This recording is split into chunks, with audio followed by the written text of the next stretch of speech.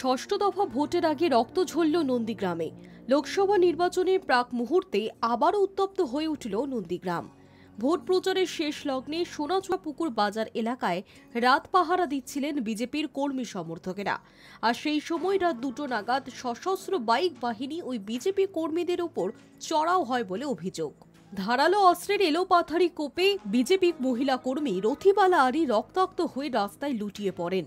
মাকে বাঁচাতে গিয়ে গুরুতরভাবে জখম হন তার ছেলেও। সব মিলিয়ে প্রায় 8 জন আহত হয়েছেন বলে জানা যাচ্ছে। খবর পেয়ে এলাকার বাসিন্দারা ছুটে এলে দুষ্কৃতীরা এলাকা ছেড়ে চম্পট দেয়। গ্রামবাসীরা আহতদের উদ্ধার করে নন্দীগ্রাম সুপার স্পেশালিটি হাসপাতালে নিয়ে গেলে চিকিৎসকেরা মহিলাকে মৃত বলে ঘোষণা করেন। রথিবালার ছেলের অবস্থার অবনতি হওয়ায় তাকে কলকাতায় স্থানান্তরিত করা হয়। এই ঘটনার পরেই উত্তেজনার পারদ চড়েছে গোটা এলাকায়। নন্দীগ্রামের বিজেপি নেতা জানিয়েছেন, তৃণমূলের দুষ্কৃতীরা ভোটের মুখী এলাকাকে স্বতন্ত্র করতে এই হামলা চালিয়েছে। তার অভিযোগ, বুধবারই নন্দীগ্রামে সভা করতে এসেছিলেন অভিষেক বন্দ্যোপাধ্যায়।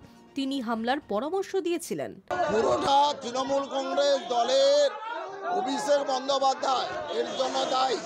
কালকের তিনি এখানে এসে যে প্ররোচনামূলক বক্তব্য রেখেছিলেন তার প্রেক্ষাপটের ভিত্তি করে গতকাল রাত্রি প্রায় 2টোর সময় আল্লাজি দেবু রায় সোনাচুরা অঞ্চলের সভাপতি তার নেতৃত্বে মনসা বাজারে ভারতীয় জনতা পার্টির উপরে আক্রমণ করবে কর্মী সমর্থকদের উপর।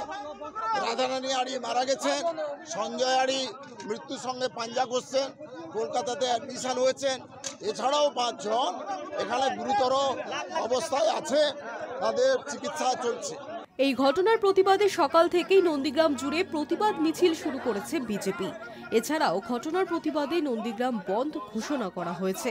তবে এখনো পর্যন্ত এই হামলার ঘটনায় জড়িত দুষ্কৃতীরা অধরা বলেই জানিয়েছে পুলিশ।